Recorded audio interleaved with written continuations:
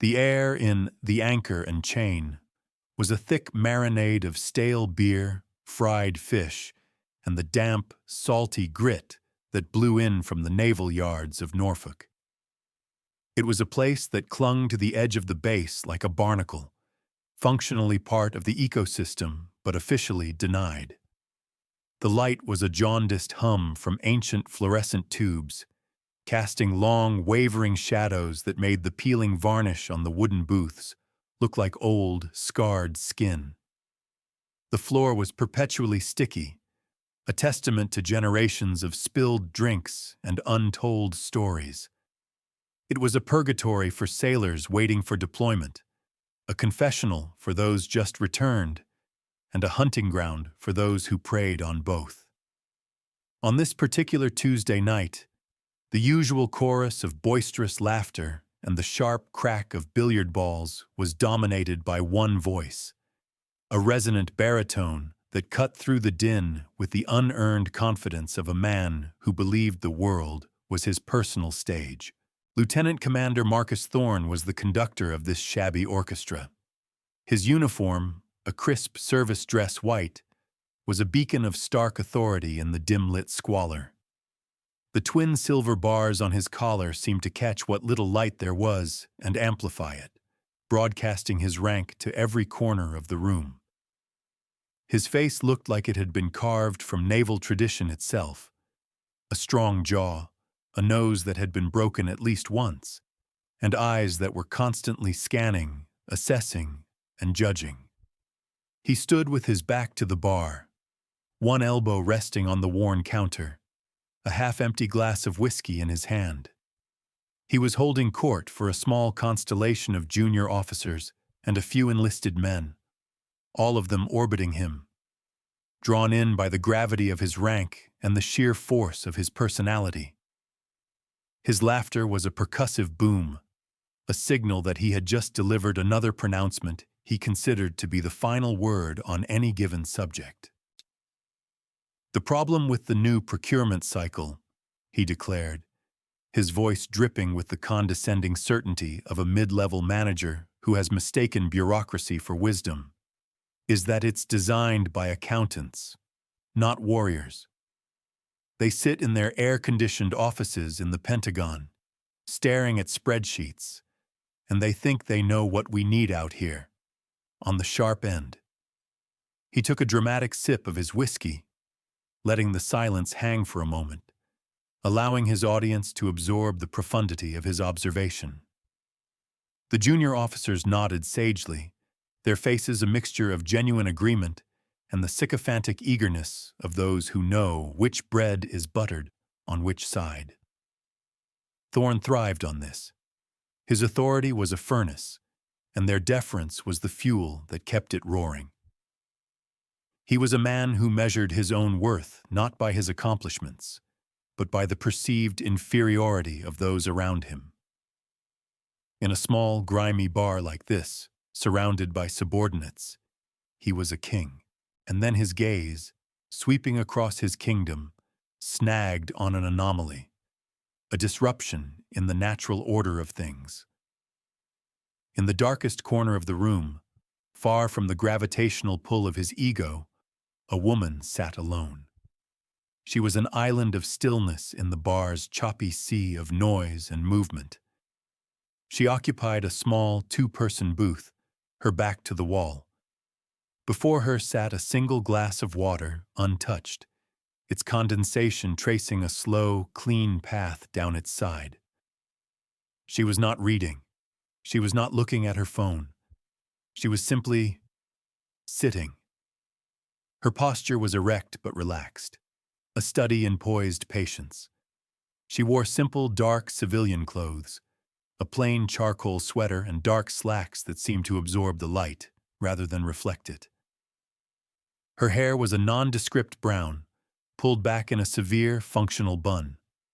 Her face, half hidden in the gloom, was plain, unadorned with makeup, and held an expression of neutral observation. She was utterly, comprehensively, and, to Thorne's mind, offensively unassuming. She did not belong. He catalogued the reasons with the swift, prejudiced efficiency of a practiced bigot. She was a civilian in a military haunt.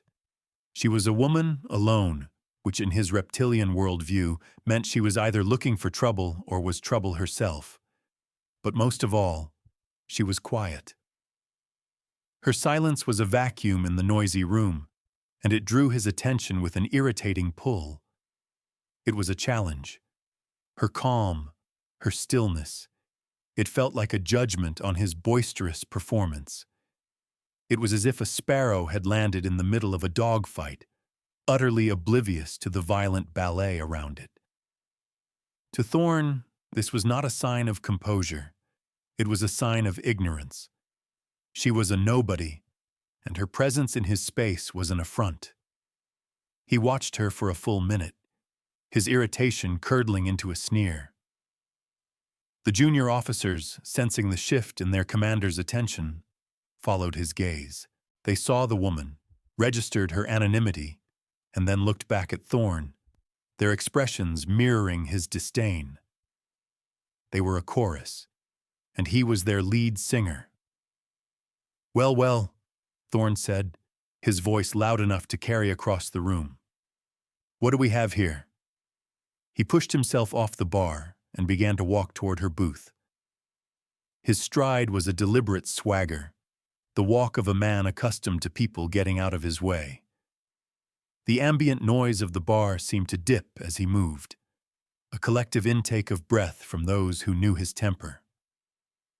The junior officers trailed in his wake like pilot fish following a shark. The woman did not look up. Her eyes remained fixed on some indeterminate point across the room, her focus absolute. It was as if he were nothing more than a shift in the ambient air pressure, a change in the light too insignificant to warrant a reaction. This, more than anything, stoked the fire of Thorne's indignation.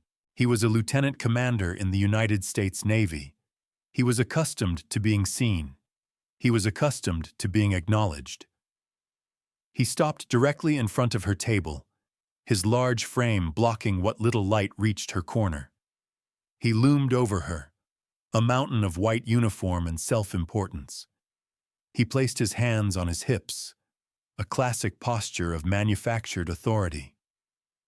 "This is a private establishment, ma'am," he began, his tone a slick blend of feigned politeness and overt condescension.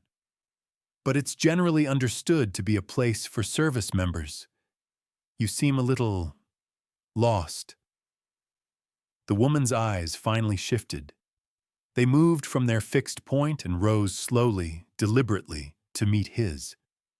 They were a pale, indeterminate color, not quite blue, not quite gray. But it was not the color that was remarkable. It was their quality. They were utterly devoid of fear, of surprise, of any discernible emotion at all. They were like the lenses of a camera, recording data without judgment. It was deeply, profoundly unnerving. She did not flinch. She did not turn. After a moment of this unnerving silence, she spoke. Her voice was low and clear, without a trace of the tremor he had expected. "I'm waiting for a phone call." Her response was so simple, so direct, that it momentarily threw him off his rhythm. He had expected stammering, an apology, a hasty retreat. He had not expected a simple statement of fact. It was like punching a granite wall. The lack of a yielding reaction only made him want to hit it harder. "A phone call," he repeated, infusing the words with a mocking disbelief. He chuckled, a harsh, grating sound, and looked back at his audience of junior officers, who dutifully chuckled along with him. "Honey, this isn't a telephone exchange. This is a bar. People drink here. They socialize. They don't just sit in a corner taking up a table like a piece of furniture." He leaned forward, placing his palms flat on her small table. The gesture was aggressive, an invasion of her space designed to intimidate. His face was inches from hers. The stale scent of whiskey and self-satisfaction washed over her. "So why don't you be a good girl and run along? The fleet's in. This is no place for a civilian nobody." The word hung in the air between them. Nobody. It was the crux of his entire worldview. The world was divided into somebodies like him and nobodies like her. Rank, uniform, gender, volume, these were the metrics by which he sorted humanity. She failed on every count. The woman's expression did not change. Her gaze did not waver. It was like a lioness allowing a jackal to dance and bark at the very edge of its kill radius, deeming the display too pathetic to warrant a response. She simply looked at him, her stillness a profound and infuriating counterpoint to his blustering rage. Then she made a single, subtle movement. She glanced down at his hands, which were still planted firmly on her table, and then back up to his eyes. It was not a plea. It was not a warning. It was a correction. The unspoken message was clear. Your hands are on my table. The sheer audacity of it, the quiet, unyielding defiance, sent a surge of hot anger through Thorne's veins. Who the hell did she think she was? He was about to unleash a torrent of abuse, to put this impudent woman firmly in her place, when the world outside the bar's grimy windows decided to intervene. It began with a sound, a low, guttural moan that seemed to come from the very bones of the earth. It was a sound deeper and more resonant than any ship's horn, a bass note of pure, elemental power. The glasses behind the bar began to vibrate, their gentle clinking escalating into a frantic chatter. The lights flickered once, twice, then went out entirely, plunging the room into absolute blackness.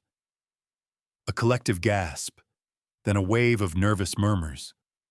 A moment later, the emergency lights kicked on, casting the room in a hellish crimson glow. Then the wind hit. It did not rise. It arrived. It struck the building with the force of a physical blow, a solid wall of moving air that made the entire structure groan in protest. A sound like a freight train filled the air, a deafening, all-consuming roar. The front window of the bar, a large pane of glass facing the harbor, bowed inward, flexed, and then exploded into a million glittering shards, propelled into the room by a blast of wind and horizontal stinging rain. Panic erupted. People screamed, ducking under tables, scrambling away from the new, gaping hole in the wall. The sea, which had been a placid, dark mirror moments before, was now a churning, furious cauldron, its waves already beginning to crash over the pier and lick at the foundations of the bar. Lieutenant Commander Thorne was thrown off balance by the blast. He stumbled back from the table, his face a mask of shock and confusion. His carefully constructed world of rank and protocol had just been shattered by the raw, untamable fury of nature. His mind raced, cycling through emergency procedures, disaster response checklists. He was a creature of the book, and the book had no chapter for this. A super typhoon, unforecasted, appearing out of nowhere with the speed and violence of an enemy attack. "Everyone stay calm!" he bellowed, his voice straining to be heard over the shriek of the wind. "Stay away from the windows! Everyone on the floor!" His orders were textbook and utterly useless. He was shouting into chaos, his authority stripped bare, revealed as a hollow costume in the face of a real crisis. His junior officers looked at him, their faces pale with fear, seeking guidance, but they found only a man whose confidence had evaporated, leaving behind a residue of pure, undiluted panic. He was just another frightened man in a storm, his silver bars offering no protection, his loud voice swallowed by the gale. The bar was beginning to flood, seawater swirling around their ankles, cold and dark. The building shuddered again, and a section of the roof tore away with a sound of tortured metal. The situation was deteriorating with terrifying speed, and in the midst of this pandemonium, the woman in the corner booth finally moved. Her movement was not the frantic scramble of the others. It was a fluid, economical unfolding. She rose from the booth not with haste, but with a terrifying and absolute purpose. The chaos, the wind, the screams, they did not seem to touch her. She moved through the panicked crowd as if they were ghosts, her path unwavering. The crimson emergency lights caught the sharp angles of her face, and for the first time, Thorne saw something in her eyes. It was not fear. It was focus. A cold, diamond-hard focus that was more intimidating than any rage.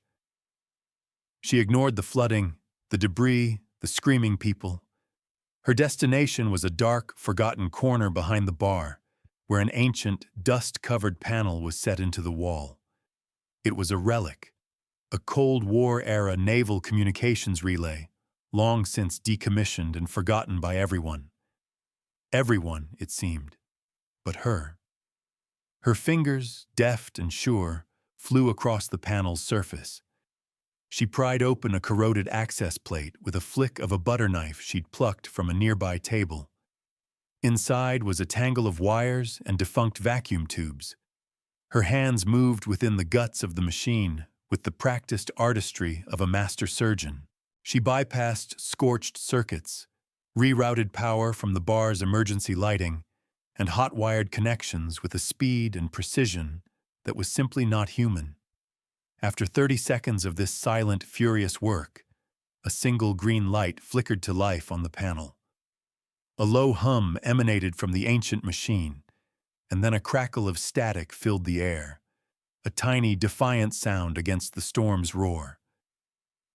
She picked up an old, heavy Bakelite handset that was attached to the panel by a frayed cord. She pressed it to her ear, listened for a moment, and then she began to speak. And the voice that came out of her was not the quiet, low voice from the booth. This voice was a weapon. It was crisp, clear, and resonant, with an authority that was not manufactured, but innate. It was the voice of pure command.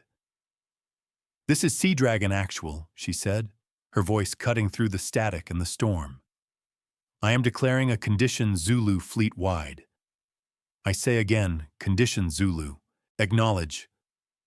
Thorne froze mid-scramble. He stared at her, his mind struggling to process the words. Seadragon. It was a call sign. But not just any call sign. It was a ghost, a legend, the code name for the supreme commander of the entire Pacific Fleet, a 4-star admiral. It was a name spoken in hushed, reverent tones in the flag plot of aircraft carriers and the secure briefing rooms of the Pentagon. It was not a name you heard in a dockside dive bar. It was impossible. He must have misheard. The wind was too loud, but she was still talking, her words a torrent of complex, high-level naval jargon that was a foreign language to the panicked civilians, but was chillingly, terrifyingly clear to Thorne and his officers. "All carrier strike groups. Execute evasive maneuver plan Delta 79er. I want immediate satellite confirmation of all surface assets repositioning to grid square Romeo Kilo. Get me CIENC Pass FLT Air Command on secondary channel. I need every P-8 Poseidon and Global Hawk from here to Guam in the air now. We need to find the eye of this thing. All submarine assets, dive to crush depth and proceed to designated safe zones. This is not a drill. Execute, execute, execute." She paused, listening to a squawking response from the handset that only she could hear. Her eyes scanned the chaos of the bar, but she wasn't seeing it. She was seeing a 1,000-mile-wide map of the Pacific Ocean. She was maneuvering fleets, deploying air wings, and managing a crisis involving hundreds of ships, tens of thousands of personnel, and trillions of dollars in military hardware. She was a chess master playing on a global board, and this crumbling, flooding bar was her temporary throne. Thorne's junior officers were staring, their mouths agape. The fear on their faces was being replaced by something else entirely, a profound and shattering awe. They were watching a goddess at work. They were trained naval officers. They understood the scale of the commands she was issuing. She was single-handedly orchestrating the response of the most powerful naval force on the planet, protecting it from a cataclysmic, unforeseen event. And she was doing it from a forgotten comms box in a condemned bar, using a call sign that belonged to a living myth. Thorne's mind simply refused to accept it. It couldn't be. This woman? This plain, quiet, civilian? Nobody? A four-star admiral? The cognitive dissonance was so violent it made him feel physically ill. It was a prank, a delusion. She was a crazy woman who had gotten lucky and found a working radio. But the authority in her voice, it was undeniable. It was a quality that could not be faked. It radiated from her like heat from a furnace. It was the casual, absolute certainty of someone who has borne the crushing weight of immense responsibility for so long that it has become a part of their very being. Just as his brain was about to break under the strain of this impossible reality, the sound of a screeching engine cut through the howl of the storm. A heavy-duty military jeep, its lights flashing, fishtailed to a halt in the flooded street just outside the bar's shattered window. The passenger door flew open, and a figure vaulted out into the knee-deep, churning water. He was an old man, built like a sea-worn anchor. His face was a road map of wrinkles, his eyes narrowed against the wind and rain. He wore the uniform of a Master Chief Petty Officer, the gold chevrons and stars on his sleeve so laden with service stripes they reached his elbow. This was a man who had forgotten more about the Navy than Thorne would ever know. This was Master Chief Elias Vance, the Fleet Master Chief for the Pacific Fleet, the senior enlisted man for the entire operational area, a living legend who advised admirals and was respected by all. Vance stormed into the bar, his eyes scanning the room with frantic urgency. He saw Thorne and the other officers, but his gaze swept past them as if they were furniture. He was looking for someone. His eyes found the woman at the comms panel, and the universe shifted on its axis. The Fleet Master Chief, a man who walked with the quiet confidence of a demigod among sailors, a man Thorne had only ever seen in grainy official photographs, saw the woman, and he stopped. His entire body, from his worn combat boots to the iron-gray hair on his head, snapped to the most rigid, spine-cracking position of attention Thorne had ever witnessed. It was a gesture of such profound, instantaneous respect that it was more powerful than a thunderclap. He did not speak to her.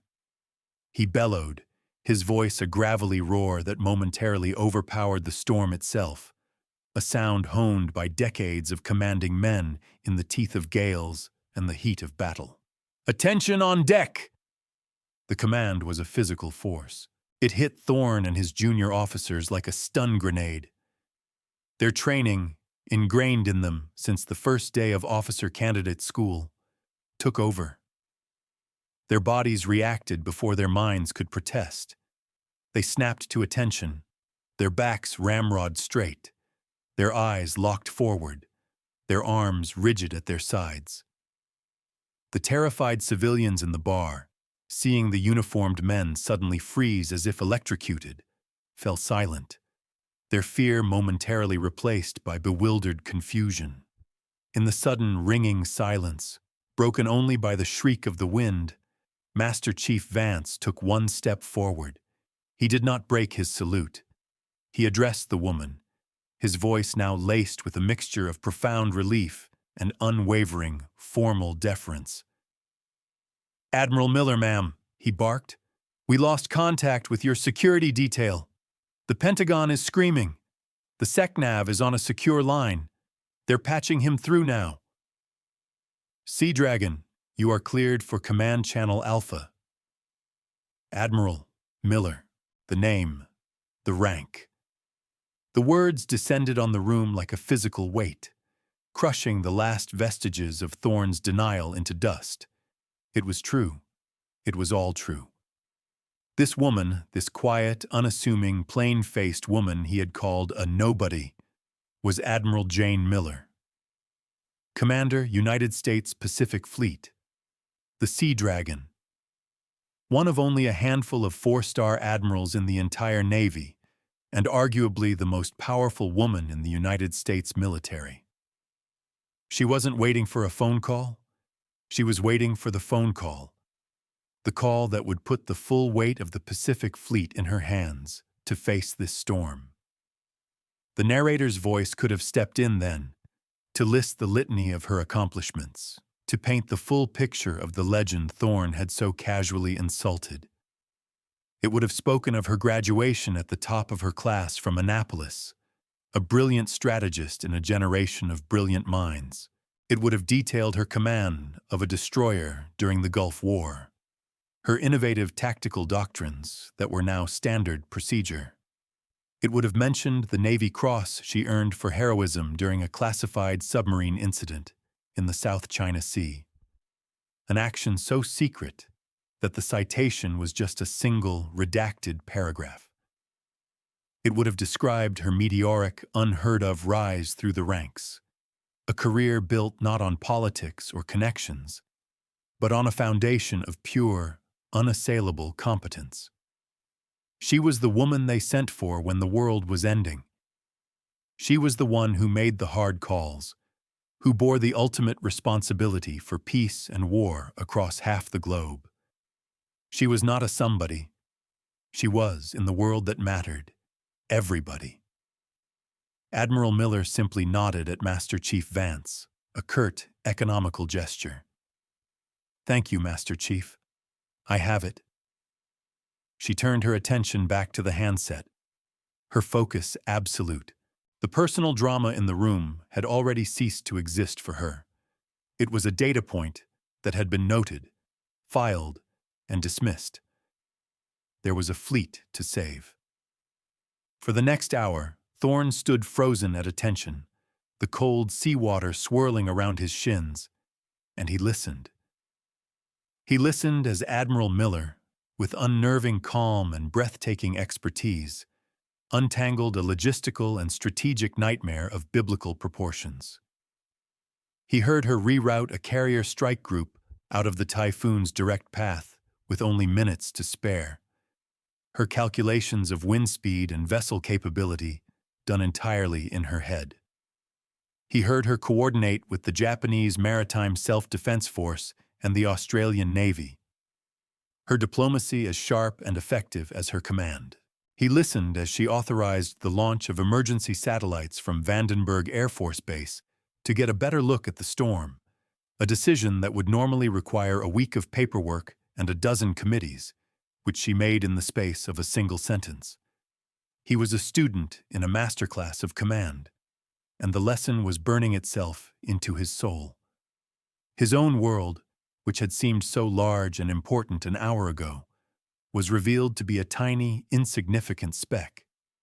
He wasn't even a player on the board she commanded. He was a microbe on one of the pawns. Finally, as the storm outside began to lose its initial apocalyptic fury, settling into a sustained, violent roar, she finished. A final, crisp Miller out, and she placed the heavy handset back into its cradle. The green light on the panel flickered and died. The hum of the ancient machine faded, leaving only the sound of the wind. She stood for a moment in the red-tinged darkness, her shoulders slumping just a fraction of an inch, the only sign of the immense strain she had been under. Then she straightened, and she turned. She turned her gaze slowly, deliberately, across the room.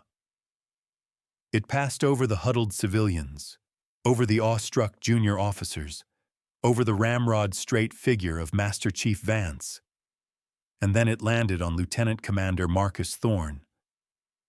Her pale eyes, which had been as impersonal as a storm-tossed sea, now focused on him with a chilling, analytical precision. The silence in the room was absolute.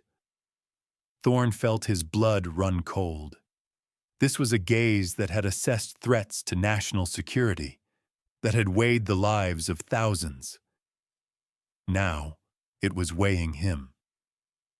She took a slow step towards him, then another. She stopped directly in front of him, so close he could see the faint lines of exhaustion around her eyes. She was shorter than him, smaller in every physical dimension, yet she seemed to loom over him, her presence filling the entire room. When she spoke, her voice was quiet again, the voice from the booth. But now it carried the echo of the command he had just witnessed, and every soft word landed like a hammer blow. "Lieutenant Commander Thorne," she said, her tone flat, clinical, devoid of anger. Anger would have been a mercy. This was far worse. This was an autopsy.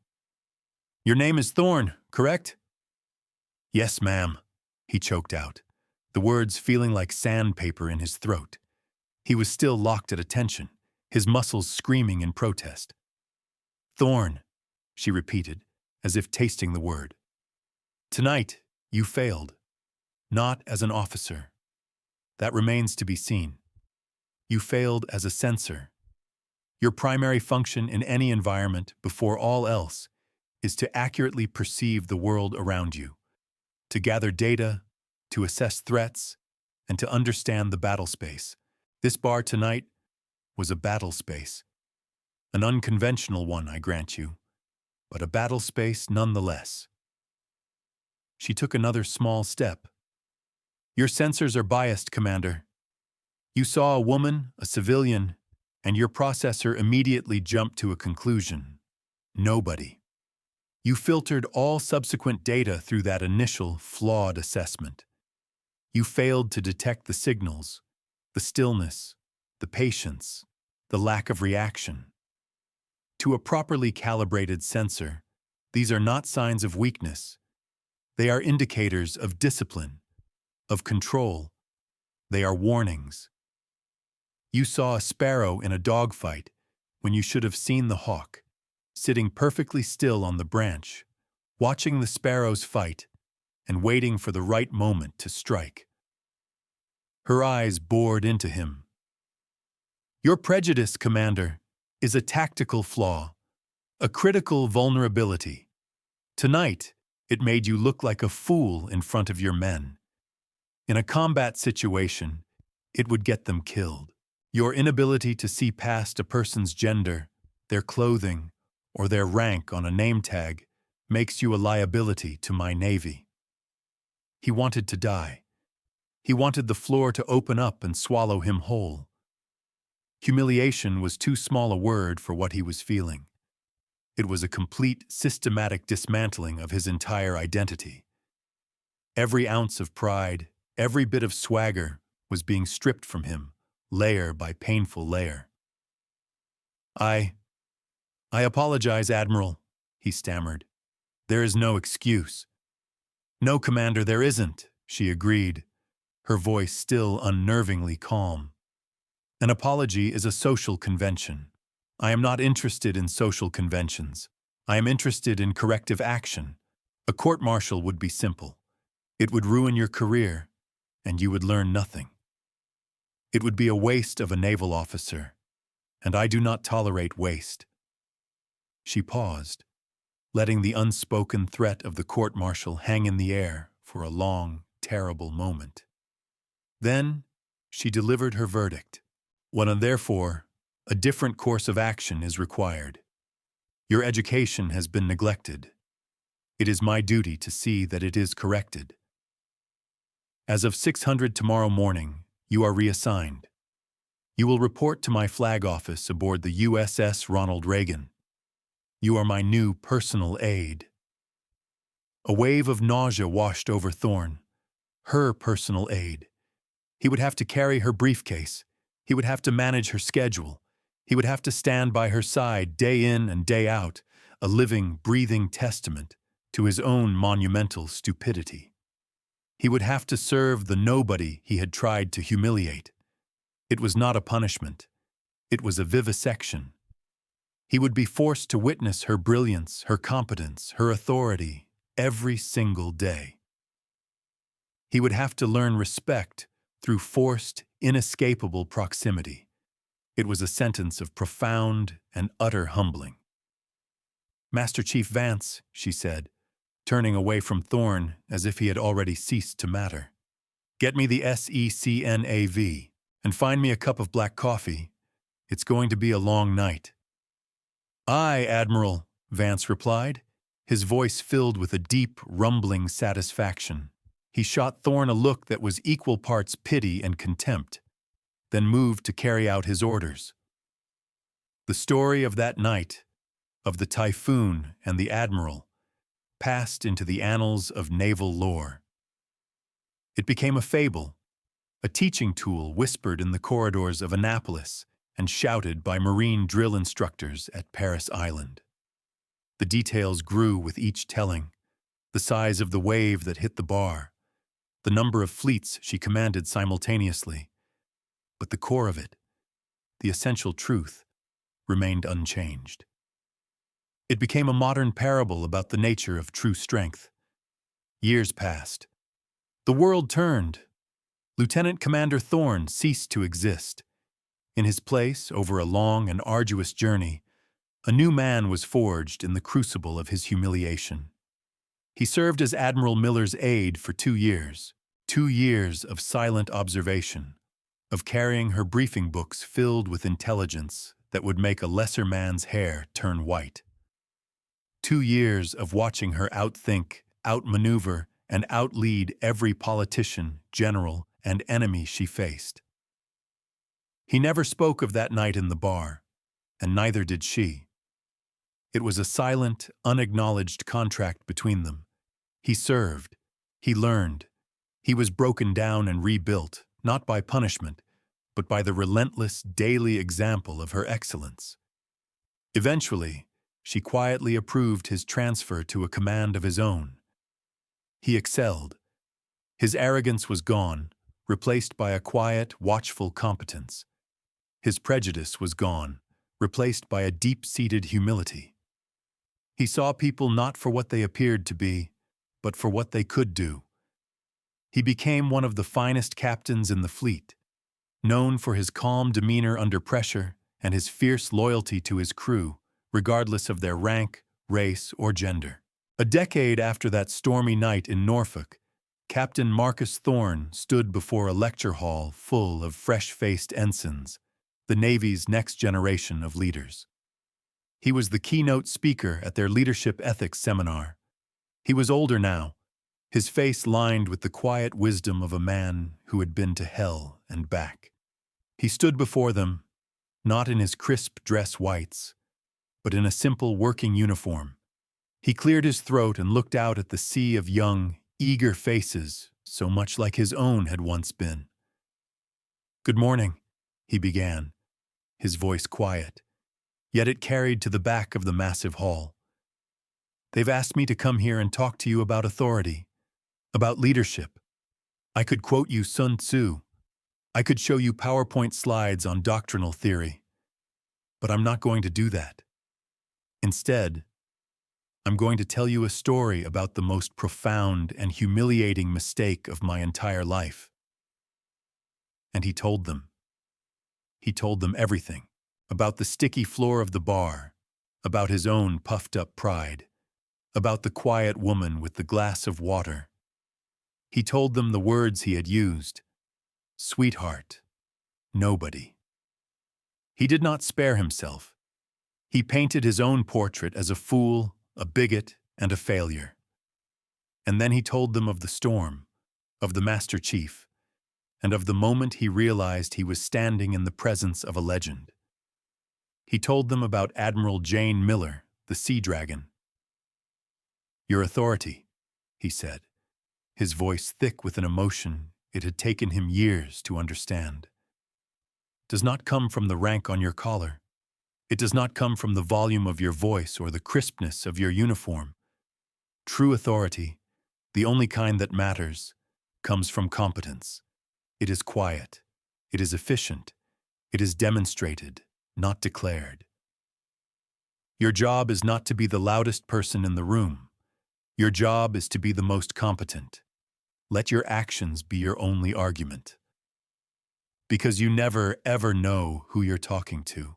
You never know if the quiet nobody in the corner is the one person who can save you when the storm comes.